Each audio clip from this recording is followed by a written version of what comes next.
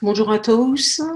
Le sujet d'aujourd'hui, c'est l'intelligence émotionnelle et le coaching. Pour parler un petit peu plus de la raison de votre présence donc, aujourd'hui, c'est plus de voir un peu plus ce que c'est que l'intelligence émotionnelle et le lien avec le coaching. Donc pour ça, je vais être amenée à parler de décrire un petit peu ce que c'est que l'intelligence émotionnelle. J'ai fait le choix de le faire avec la méthode de Goleman en priorité parce qu'elle est la plus simple et on va revenir dessus. Et derrière, on fera un lien avec le coaching et plus particulièrement le coaché, nous, coach en tant que professionnels et aussi l'intelligence émotionnelle en tant qu'outil par rapport à notre coaching. Qu'est-ce que l'intelligence émotionnelle? Donc, c'est en général la première question. Il y a plein de manières de définir l'intelligence émotionnelle. Mais avant que je le décrive très clairement, alors merci Thierry pour ta participation. Écoutez ses tripes autant que sa tête. Ça pourrait être une définition de l'intelligence émotionnelle. Je vais en proposer une légèrement différente, mais il y a quand même une idée là-dedans. En tout cas, c'est pas nécessairement écouter ses tripes autant que sa tête, mais c'est de voir comment les émotions, nos émotions, influencent notre façon de penser, nos réflexions et nos comportements. Donc, c'est pas nécessairement mettre la priorité sur les émotions, mais bien comprendre que les émotions influencent les pensées et inversement. Ce que pendant longtemps, on n'avait pas saisi, que ça marchait dans les deux sens. Donc, pour parler un petit peu de la personnalité dans le contexte, on parle souvent du quotient intellectuel, qui est le QI, on parle souvent de la personnalité et on parle de plus en plus du quotient émotionnel, qui vient donc de l'intelligence émotionnelle. Et ça semble être les trois éléments les plus déterminants pour prédire le succès d'une personne. Néanmoins, ils n'interviennent pas tout à fait de la même manière. Le QI et la personnalité sont considérés en général stables. On dit même qu'au niveau de notre quotient intellectuel, on arrive à maturation à 17 ans, ce qui n'est pas le cas du quotient émotionnel, puisqu'il va continuer de s'améliorer avec le temps et avec le développement de notre propre conscience de soi, des émotions qui nous traversent et de la façon dont on les gère. Donc ça, c'est plus pour le mettre dans le cadre. Si on devait utiliser une définition, ce serait celle-ci, à savoir que l'intelligence émotionnelle, c'est un ensemble d'aptitudes émotionnelles et sociales qui, ensemble, permettent d'expliquer comment on se perçoit et comment on s'exprime, qui nous permettent de développer et maintenir des relations sociales avec les autres, qui aussi a un impact sur la façon dont on fait face aux difficultés et pour finir, l'utilisation qu'on fait des informations émotionnelles dans notre gestion de notre comportement, mais aussi la manière dont on peut motiver ou influencer les personnes qui nous entourent. Et c'est pour ça que l'intelligence émotionnelle est un des indicateurs de succès dans la vie et au travail. Il est même plus performant que le QI et il n'y a pas nécessairement de corrélation entre les deux, parce que là, il y a de nombreuses études qui ont été faites sur le sujet. Et si vous avez besoin par la suite d'avoir plus d'infos, vous revenez vers moi et je vous donnerai les accès aux différentes études. Alors, une petite histoire, qu'on mette un peu l'histoire du quotient émotionnel.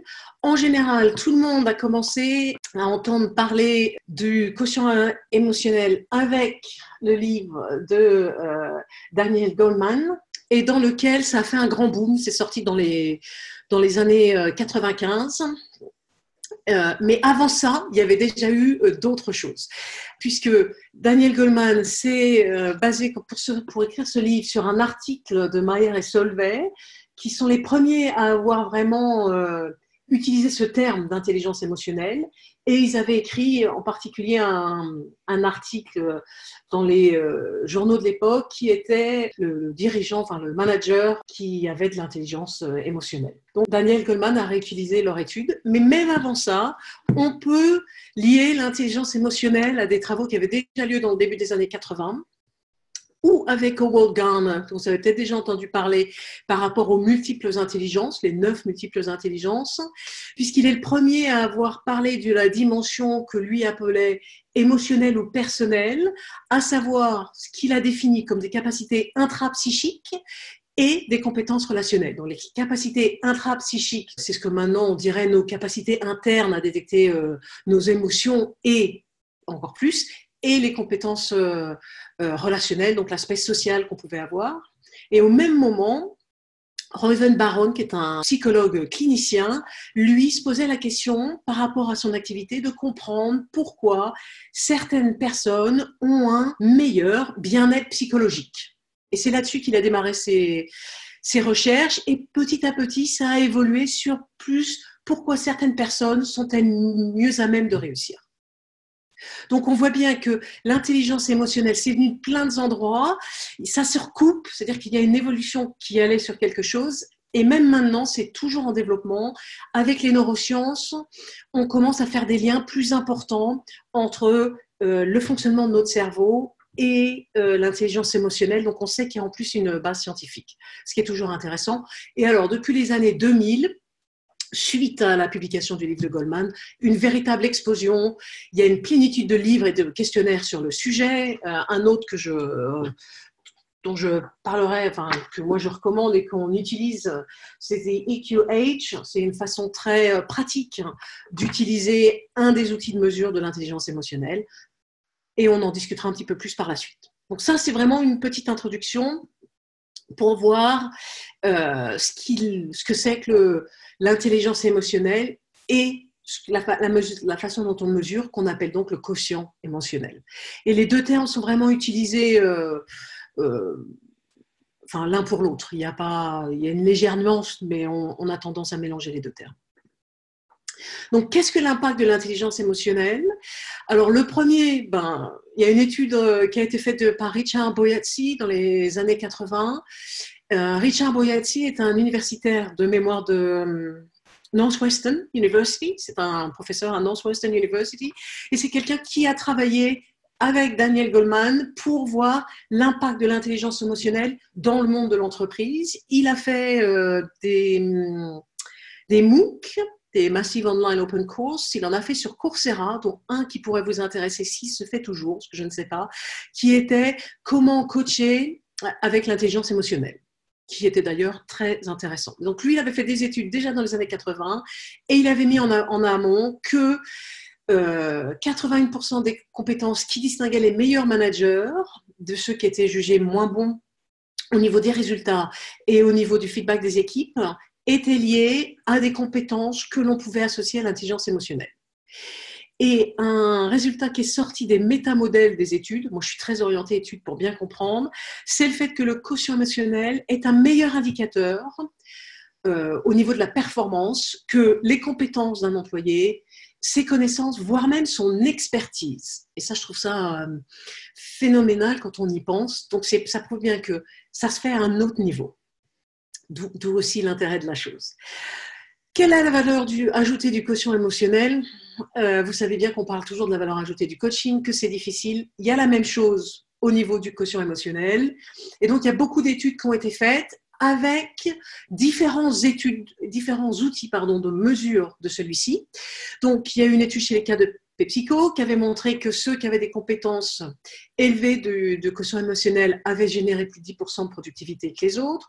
Pour nous, en France, une étude qui était intéressante était celle qui a été faite chez L'Oréal, où ils ont regardé les vendeurs qui avaient un quotient émotionnel plus élevé, quelle était la différence qu'ils généraient en vente par rapport à ceux qui avaient un quotient émotionnel plus moyen. Et les résultats sont phénoménaux puisqu'on parle de 2,5 millions. Et donc ça, c'est ce qui a été estimé, mais ça reste intéressant. Donc, et l'autre outil qui est aussi intéressant et qui remonte un petit peu, c'est l'utilisation qu'a fait l'US Air Force du quotient émotionnel pour le recrutement de certains types de personnes qui étaient les para-rescue jumpers, donc des gens qui sautent en parachute pour aller sauver les gens. Et leur gros problème, c'était que les gens étaient intéressés, ils les recrutaient et au bout de quelques temps, ils s'en allaient parce que ça ne correspondait pas à leurs attentes, c'était pas ce qu'ils cherchaient. Et donc, le fait d'utiliser le quotient émotionnel à l'entrée leur a permis, en fait, de réduire leur turnover de façon quasi absolue et donc de faire un gain financier important. Donc ça, c'est plus pour l'aspect financier.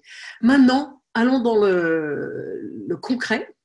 Et dans ce qui réellement fait une différence. Et c'est donc, qu'est-ce que l'intelligence émotionnelle expliquée par Goleman, et donc basée sur l'étude de Salvey. La première chose, c'est on regarde soit et les autres. Et donc, par rapport à soi, il y a la conscience qu'on a de soi et derrière la gestion que l'on fait. Donc, c'est la conscience de nos émotions et derrière la gestion qu'on en fait. Et pour les autres, il y a la même chose.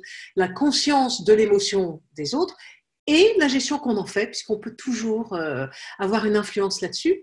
Donc, le premier niveau, c'est la prise de conscience au niveau horizontal. Et le deuxième, toujours en niveau horizontal, c'est l'aspect de qu'est-ce que l'on décide d'en faire. Donc, les actions que l'on mène ou la gestion que l'on fait de cette prise de conscience.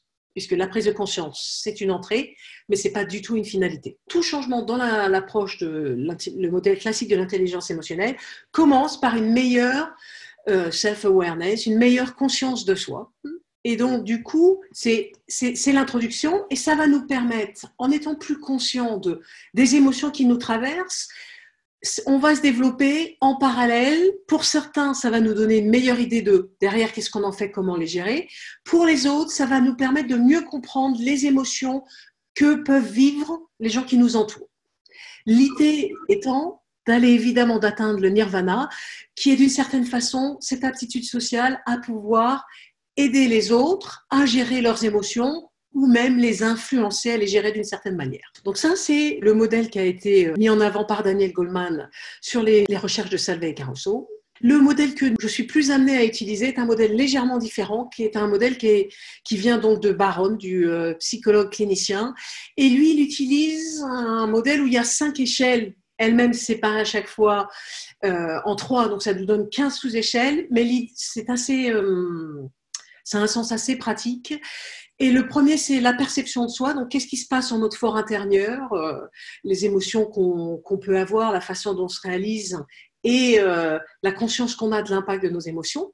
Donc, qu'est-ce qui se passe en notre fort intérieur ? Cette perception de soi amène une expression individuelle et elle va amener une expression individuelle, à savoir une expression, comment est-ce qu'on va extérioriser ce qui se passe à l'intérieur. Donc, c'est l'expression intérieure de notre perception de soi, ce qui en soi va nous permettre d'améliorer notre relationnel avec les personnes qui nous entourent, qui va favoriser notre prise de décision, qui va elle-même aider à comment gérer son stress. Donc on voit bien que tout est lié, les choses sont imbriquées les unes dans les autres et ça va donc avoir un impact sur notre performance. Donc si on les compare ensemble, la perception de soi du modèle donc le EQI 2.0 qui est basé sur Baron, c'est vraiment lié à la conscience de soi. Et les autres, l'expression individuelle, à la façon dont on l'exprime, là, on commence à avoir un lien avec les autres. Et ça continue avec les relations humaines ou les facteurs relationnels, où on continue à développer cette relation vers les autres, qui elle-même, donc j'ai dit, a un impact sur la prise de décision. Et là, pareil, on est ouvert, on n'est plus censé que sur nous-mêmes, c'est vraiment quelles sont les émotions, comment elles en gèrent, et l'impact que ça a sur notre environnement. Et pour finir, évidemment, la gestion du stress. Donc c'est pour le représenter un petit peu différemment. Alors, ce que je proposais de faire, c'était de rentrer un petit peu dans le détail de chacun. Et la raison pour laquelle je rentre dans le détail, c'est pour vous expliquer après comment on peut le mesurer. Parce que si je ne fais pas ça, ça va être un peu difficile. Alors, je vais aller rapidement, puisque c'est plus pour vous donner une idée. Je voudrais qu'on passe un peu de temps à répondre à des questions que vous pourriez avoir. Mais je veux quand même que vous ayez une base suffisante pour comprendre ce qu'il en est. Donc, la perception de soi, le premier, c'est ce qu'on appelle l'amour-propre. C'est donc cette capacité à se comprendre, à se respecter, c'est cette capacité à se comprendre, à s'accepter, se connaître avec ses forces et ses faiblesses. Et c'est souvent associé à des sentiments de force intérieure et de confiance en soi. Quelqu'un qui l'aurait faible, c'est quelqu'un qui typiquement aurait ou un manque de respect pour soi, ou une faible estime de soi, ou un manque de confiance en soi, ou pourrait être mécontent de certains aspects de leur personnalité, comme leur apparence physique, ou aussi des gens qui sont en transition. À l'extrême, des gens qui seraient ultra développés là-dedans, puisqu'on ne cherche pas trop les extrêmes, on cherche quelque chose qui soit fort, mais pas over, trop fort.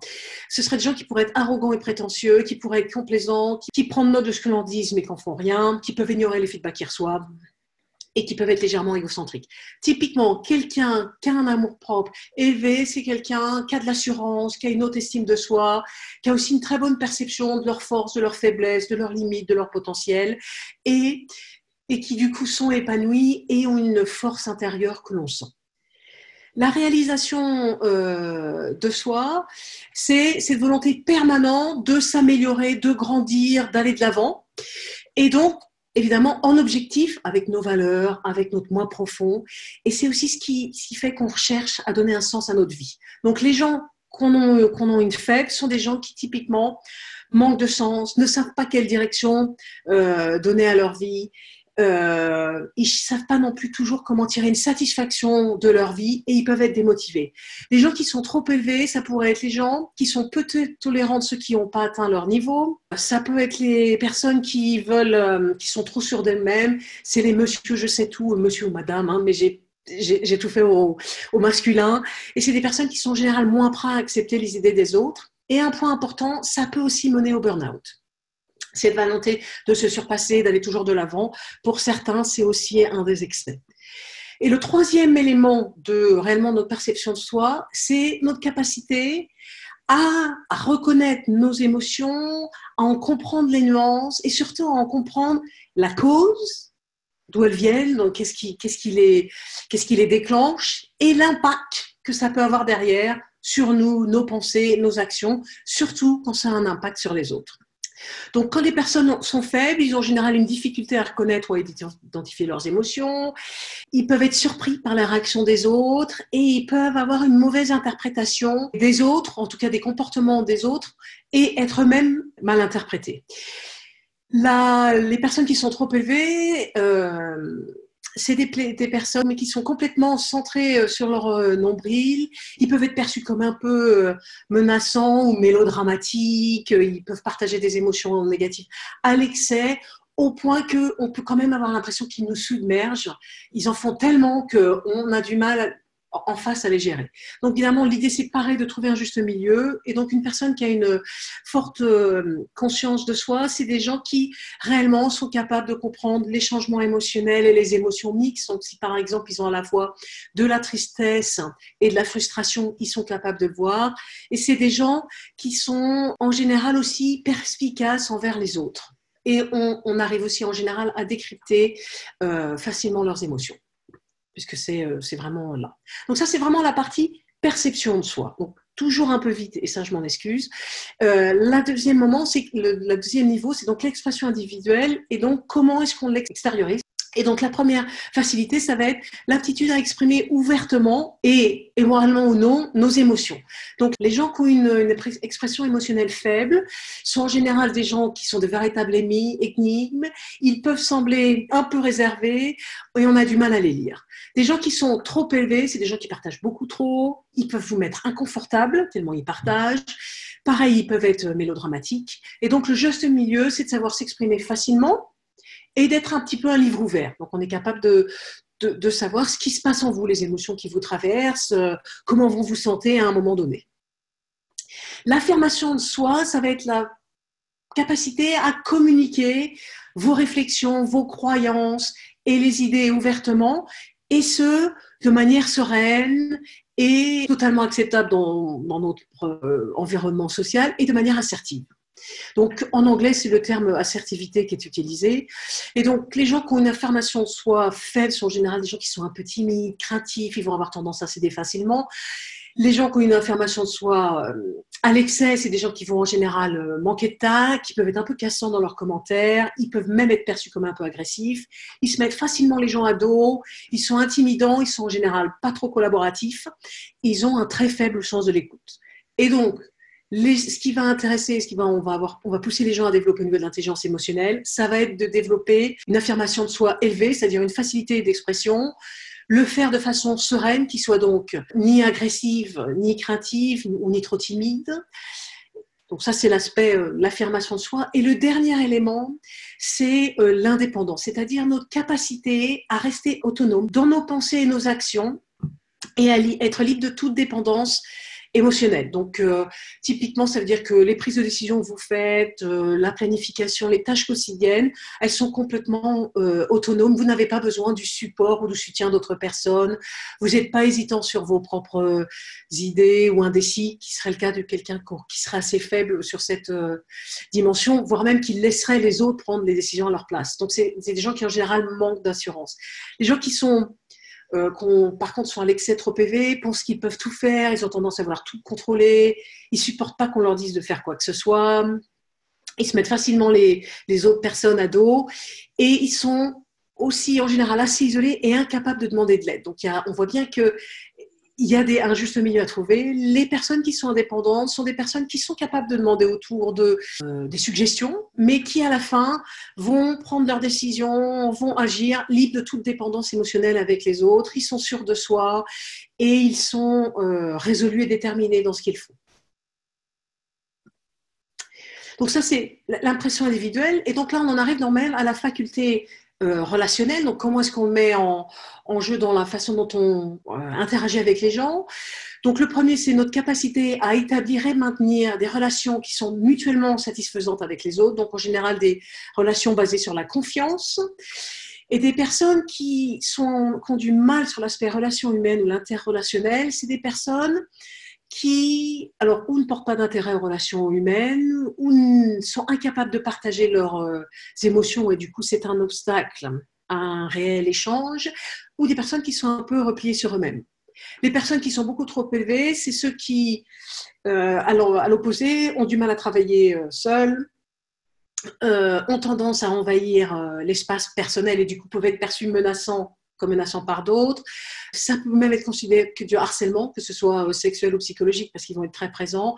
C'est des gens qui vont avoir tendance à donner trop d'informations et avoir une promiscuité assez importante, même dans votre espace physique, quand on interagit en face à face avec eux. Les personnes qui ont des relations humaines élevées, c'est des gens qui sont capables d'établir ce qu'on appelle des relations mutuellement satisfaisantes, qui sont basées sur la capacité non seulement à témoigner, mais à recevoir de l'affection et de l'intimité, et qui sont capables de conserver ces relations dans le temps. C'est pas un one-off, c'est quelque chose qui se fait en permanence, et puis on imagine bien quand on construit sur de la confiance, c'est sur du long terme. Et c'est donc aussi des personnes qui typiquement se sentent à l'aise dans les relations sociales. Le deuxième aspect de la relation émotionnelle, c'est cette capacité à se mettre à la place d'autrui, donc à reconnaître, à comprendre et à apprécier les ressentis des gens qui nous entourent, qui pourraient être donc différents de nous, sans pour autant s'identifier à eux. L'idée, c'est pas de s'identifier à eux complètement et de se dire, bah oui, moi, effectivement, je pense la même chose et voilà ce que je ferais, mais c'est plus d'avoir cette perception de se mettre dans leur souliers et de se mettre à leur place et de mieux comprendre leur point de vue. Ce qui permet en général d'avoir des discussions plus ouvertes en respectant leurs sentiments et leur point de vue. Donc les personnes qui ont une empathie faible sont des gens qui ont du mal à comprendre les émotions des autres, qui peuvent avoir une difficulté à se mettre à la place des autres, qui peuvent être surpris par la réaction des autres parce qu'ils sont tellement déconnectés qu'ils ne les voient pas venir, ou qui peuvent avoir une mauvaise lecture des signaux des autres et donc, par exemple, prendre un silence pour un acquiescement quand c'est peut-être une expression d'une frustration. Les gens qui, à l'opposé, ont une empathie trop élevée, c'est les gens qui ont du mal, pour eux, à séparer les émotions du travail, du quotidien, de leur perception des gens. Ils peuvent avoir donc des difficultés à prendre des décisions difficiles, ils peuvent se retrouver dans une paralysie, parce qu'ils sont tellement en empathie avec tout le monde qu'il n'y a pas nécessairement une solution qui correspondrait à tous, au bénéfice de tous, et du coup, ça peut les paralyser. Et ils peuvent avoir des difficultés à dire non. Il peut y avoir aussi le gros point noir, c'est le fait que du coup, ils sont très conscients de ce qui se passe chez les autres et peuvent même renier, enfin ne pas prendre en considération leurs propres émotions. Donc on voit bien que le juste milieu, c'est des capables d'être sensibles aux ressentis des autres, d'être capables de se mettre à leur place, d'anticiper leurs réactions et d'identifier leurs signaux au niveau des émotions et du coup des comportements qui en découlent. Et le troisième point, et c'est un sujet qui devient de plus en plus à la mode, c'est cette responsabilité sociale. Et donc c'est la contribution volontaire, voulue à la société, aux groupes sociaux auxquels on peut appartenir et de façon plus générale au bien-être des autres dans nos sociétés. Et ça implique d'agir de façon responsable, de faire preuve d'une conscience sociale et de se préoccuper de la communauté puisqu'on est tous connectés. Ça va avec l'idée de VUCA à un niveau personnel. Donc, les gens qui sont faits sur cet axe, c'est des gens qui n'ont pas tendance à faire partie de groupes, qui hésitent à s'engager dans des activités de groupe et qui peuvent avoir des difficultés à suivre les activités d'un groupe. Des gens qui sont très engagés là-dedans, ça peut être des gens qui prennent trop de responsabilités, qui peuvent aussi être amenés à aller vers le choix le plus populaire, mais pas nécessairement le bon choix pour tous, qui peuvent potentiellement être rigides sur les règles, qui peuvent être utilisés par la société ou les associations caritatives ou d'autres par rapport à leur responsabilité sociale. Et c'est des gens qui ont tellement tendance à prendre leurs responsabilités qu'ils peuvent même prendre en charge la responsabilité d'autrui. Et donc évidemment, il y a un juste milieu.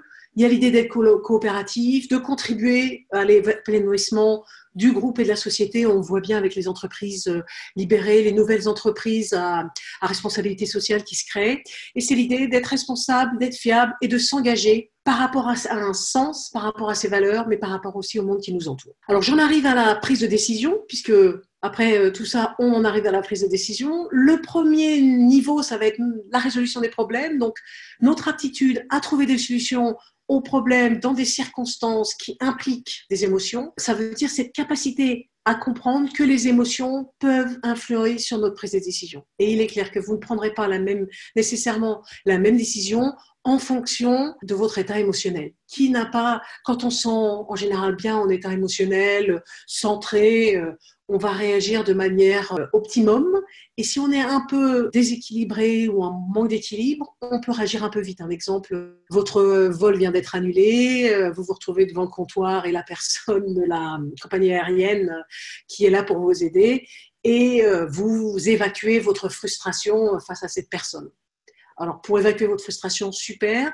Par contre, pour obtenir ce que vraiment vous voulez, à savoir un vol le plus rapidement possible dans la destination qui vous intéresse, c'est pas nécessairement la meilleure solution. Donc ça pourrait être un exemple à garder en tête. Donc la résolution des problèmes, donc, les gens qui sont faibles sur cet axe sont incapables de prendre une décision. Il y a trop d'émotions, ils peuvent se laisser submerger par les émotions et du coup, les émotions deviennent un réel obstacle à la prise de décision. Ou à l'inverse, ils peuvent se lancer dans la solution sans vraiment réfléchir. Les gens qui sont trop élevés dans la résolution de problèmes, c'est ceux qui vont avoir tendance à se perdre dans l'analyse ou dans l'étude des problèmes. Ils ont tendance à faire ça de façon un peu systématique et du coup, ils peuvent passer à côté de certaines choses. Ou ils peuvent être un peu trop lents à avancer parce qu'ils veulent encore plus d'infos pour être sûr de prendre la meilleure décision. Donc, quelqu'un qui est efficace et qui a une intelligence émotionnelle élevée sur cet axe-là, c'est quelqu'un qui sait faire face aux problèmes de manière assez directe, qui peut décider de la solution la plus adaptée et qui est capable de résoudre un problème en devant même gérer sa frustration ou la frustration des autres ou n'importe quelle autre émotion ambiante.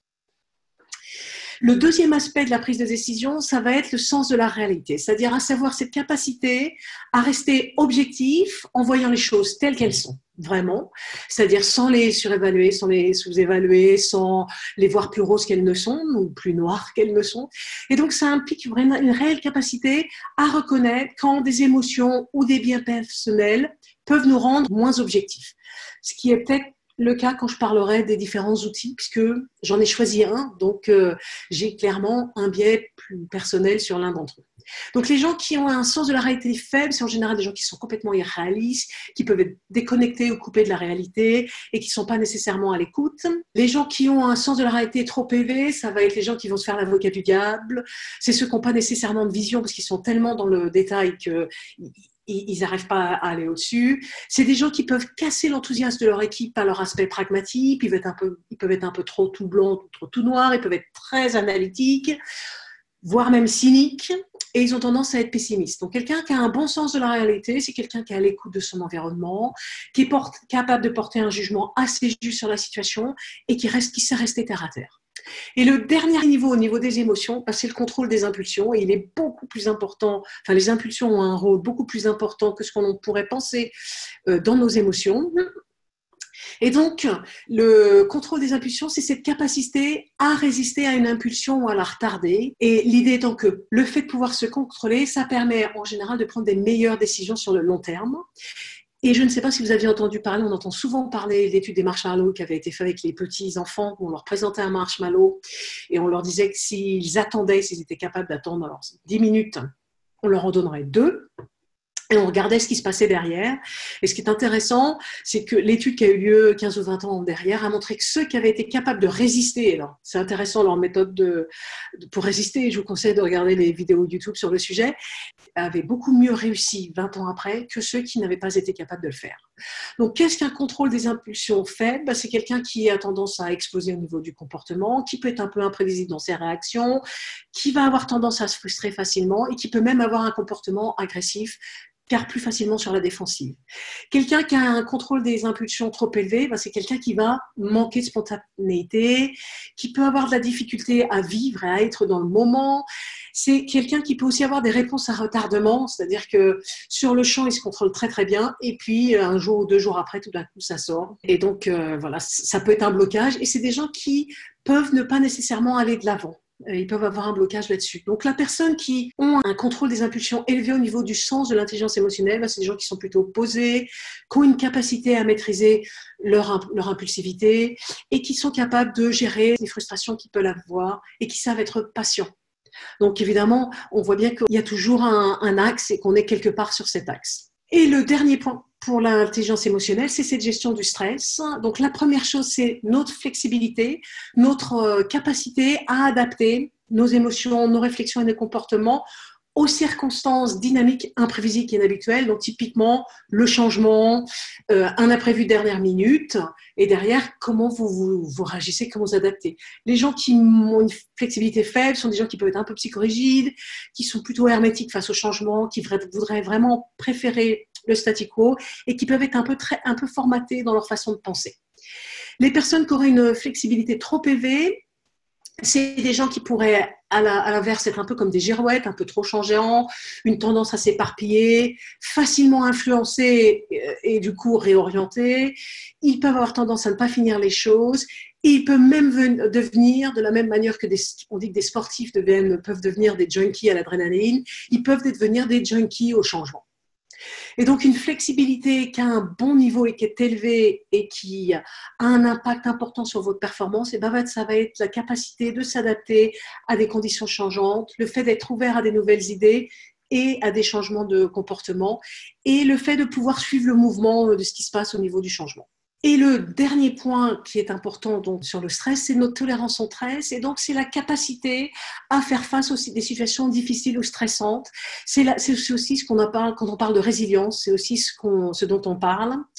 Et donc, c'est le fait que les personnes qui ont une résilience faible, ils n'ont pas acquis de mécanismes d'adaptation par rapport au stress. Ils ont tendance à se mettre facilement sur la défensive, ils sont un peu plus craintifs, et ils sont plus facilement anxieux dès qu'ils sentent le stress monter. Les gens qui ont une tolérance au stress trop élevée, alors eux, à l'inverse, ils peuvent être super relax, ils peuvent même être un peu amorphes, un peu mous, sans réaction. Ils ne sont pas toujours conscients de la surcharge. Ils peuvent apparaître trop calmes. Ils peuvent manquer de sens d'urgence, ce qui peut manquer dans certaines circonstances. Il y a des fois où il faut agir très rapidement. Il y a des études, par exemple, qui sont ressorties de ce qui s'est passé le 11 septembre 2001 dans les tours à New York. Ça peut être des gens qui ne prennent jamais de décision. Comme ils ont une tolérance au stress, ils peuvent attendre. Donc, eux, ça va, mais autour, le stress se passe. Et donc, c'est des gens qui peuvent aussi ne pas avancer. Donc, quelqu'un qui a une bonne tolérance au stress, c'est quelqu'un qui a des stratégies anti-stress efficaces, qui sait rester calme et se maîtriser, qui a tendance à être optimiste face aux difficultés et qui a aussi tendance à rester constant et détendu par rapport à ce qui se passe. Ils restent positifs par rapport à l'outcome et du coup, c'est un peu leur élément moteur. Ou ils ont tendance à voir le stress comme quelque chose qui les encourage et les motive, donc plutôt comme un driver qu'autre chose.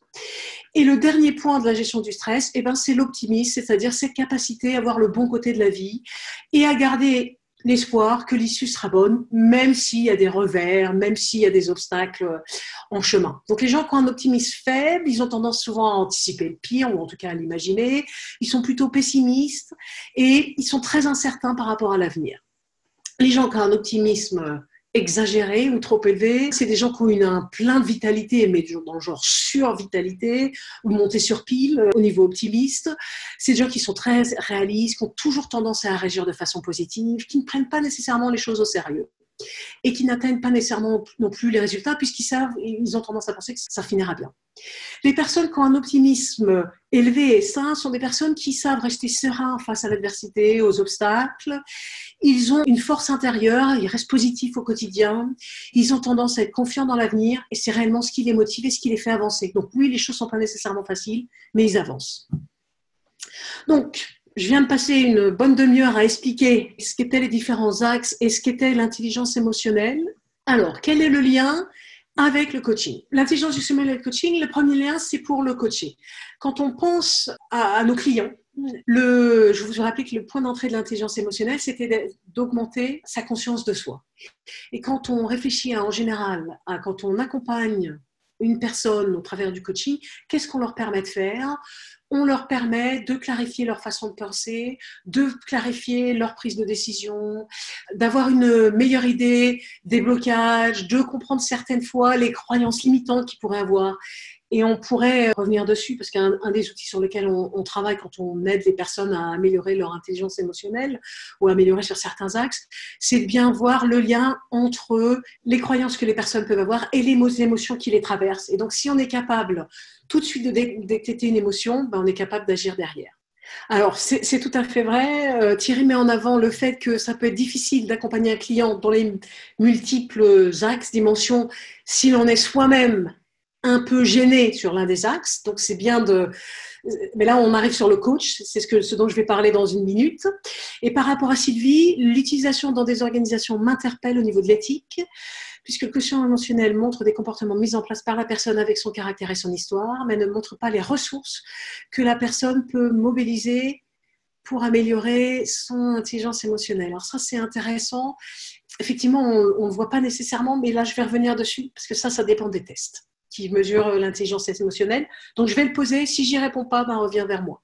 Donc, le bénéfice pour le coaché, les aider à se développer. L'idée du coaching, aider à faire grandir les gens qui ont envie de grandir. C'est donc le grand bénéfice pour les coachés. Donc, une amélioration, un meilleur bien-être, une meilleure performance et une meilleure gestion de soi par rapport à différentes choses, les aspects relationnels, les décisions et le stress, qui sont pour moi 3 des grands axes sur lesquels on coach le plus nos clients, ou en tout cas, moi, dans le coaching des dirigeants, c'est les 3 axes qui reviennent le plus souvent.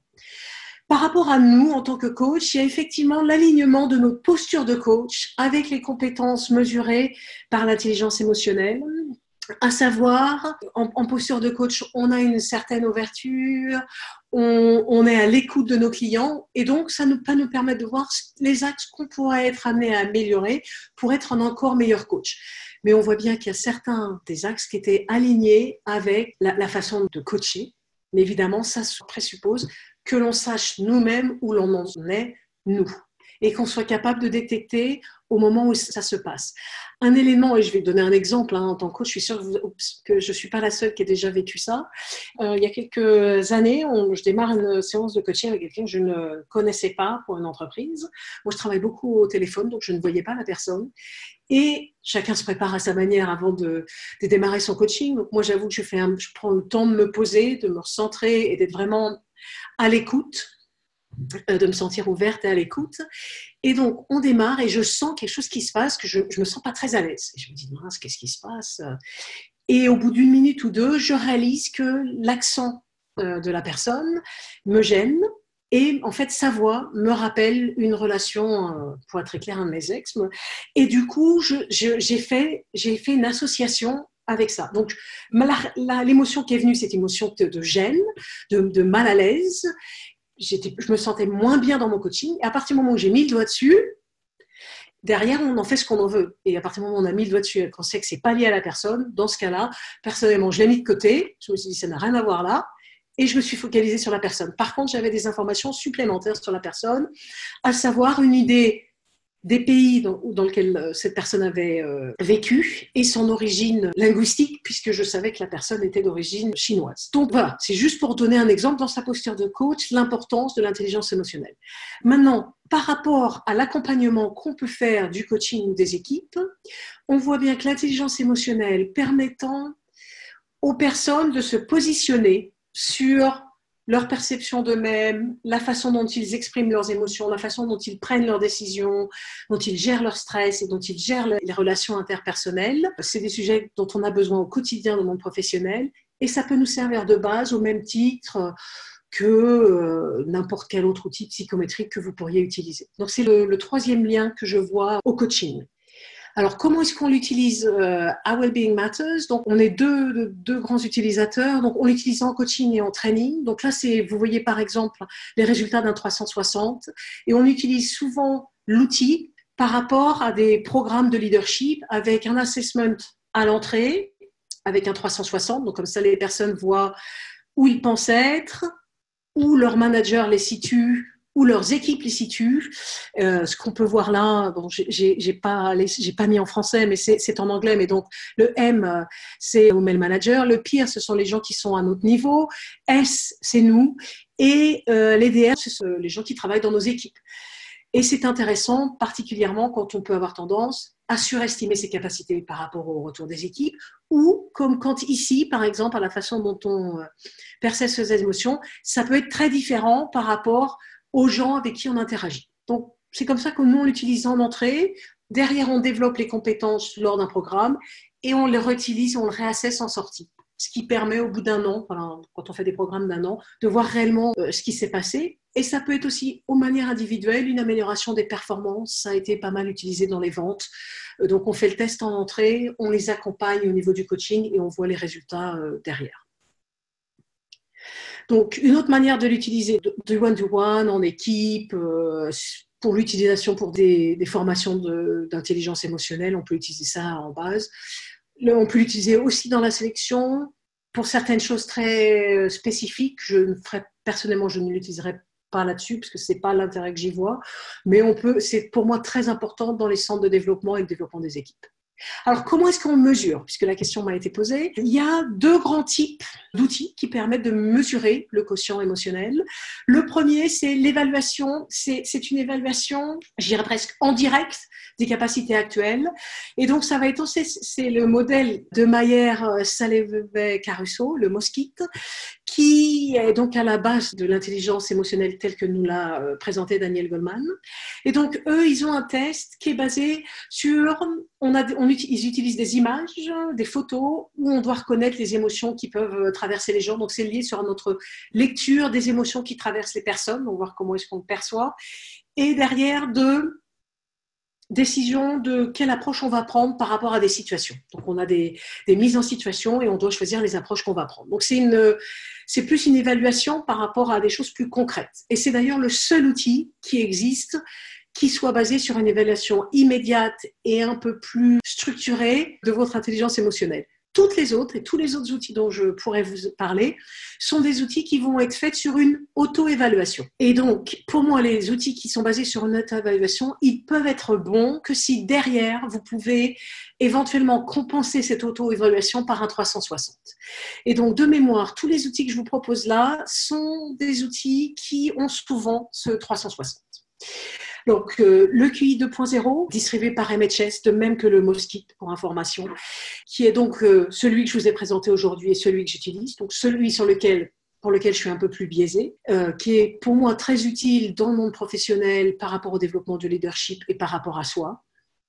Il y a une autre approche qui est le 6 Seconds, qui est une approche qui est très souvent très utilisée dans le milieu universitaire ou en tant que parent ou de manière un peu plus... alors, il l'utilise aussi en milieu professionnel, mais j'en connais moins l'utilisation.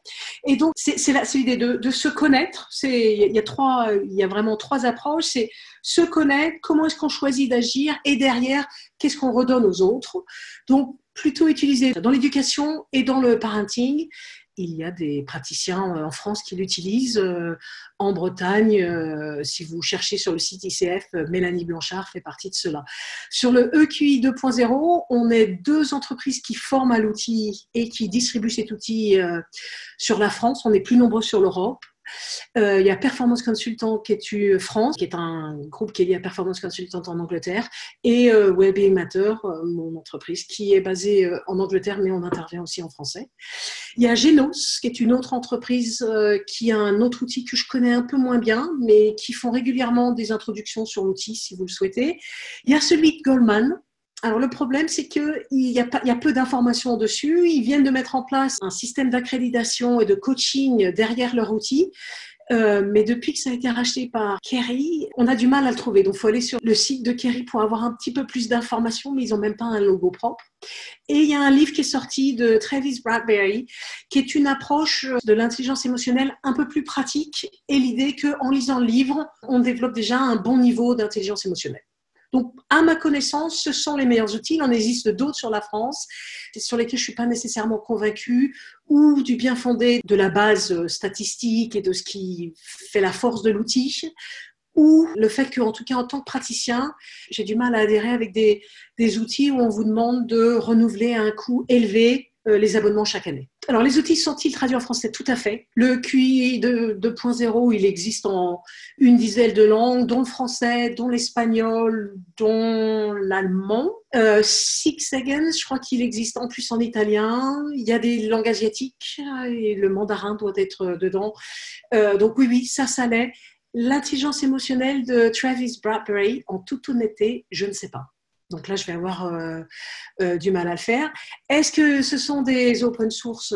Non. À part le livre de Travis Bradberry, non, puisque derrière, c'est lié à des recherches d'outils. Et pour information, les coûts aussi varient selon les outils qu'on peut utiliser et ce qui pourrait en découler. Il me semble que je peux vous montrer un aperçu de ce qu'on a en une page sur ce qui peut se passer. Alors juste avant ça, voilà, par exemple, c'est un exemple d'un aperçu des résultats de l'outil qu'on utilise. Donc vous voyez l'échelle de la perception de soi, les notes sont normées et donc typiquement les gens qui sont assez élevés sur leur total de l'intelligence émotionnelle ont une note qui se situe entre 110 et 120. Et là, vous voyez donc les différentes échelles et on peut tout de suite imaginer que là, par exemple, il y aurait peut-être quelque chose à aller regarder sur le processus décisionnel puisqu'il semble être moins élevé que le reste, que d'autres aspects comme l'expression individuelle. Et donc, c'est là-dessus que l'on va pouvoir aider les personnes. Alors, quel coût pour un participant? Sur l'intelligence émotionnelle, sur celui-ci, ça va varier en fonction du type de rapport. Celui que je vous présente, c'est le plus basique là. Alors tous les outils sont quasiment fixés en euros, mais on va dire, de mémoire, c'est 60 € au plus bas, à 225 en 360 ou 275 en 360 avec un aspect leadership. Il y a en plus sur chaque acte, vous avez un petit trait en haut qui vous donne où se situent les leaders les plus efficaces en intelligence émotionnelle sur les différents axes. Donc ça, c'est pour le QI 2.0. Pour Six Seconds, ça doit varier entre 10 et 45 $. C'est aussi beaucoup plus succinct. Alors, de mémoire, les rapports font une 10-15 pages. Les rapports d'intelligence émotionnelle du client doivent faire une trentaine de pages. Et en tant que coach, vous avez aussi un outil, je peux vous les montrer, hein, mais j'étais plus là pour vous montrer qu'est-ce que c'est répondre à votre question. Si vous voulez donc plus d'informations, je ne l'ai pas mis, mais mon adresse est florence@wellbeingmatters.com. Est-ce qu'il y a d'autres questions avant que nous clôturions, ou d'autres points ou d'autres commentaires? Merci Ayed. Merci à tous pour vos commentaires. Et je vais faire un partage puisque j'ai coaché ce matin. Le coach que j'ai coaché, parce que c'était un coach, avait justement besoin de travailler avec un client sur comment aider le client à gérer son stress, à gérer sa situation actuelle au mieux. Et donc, l'intelligence émotionnelle était clairement un outil à ça. Merci à tous. Merci pour votre écoute, merci pour vos questions. Et au plaisir d'une rencontre.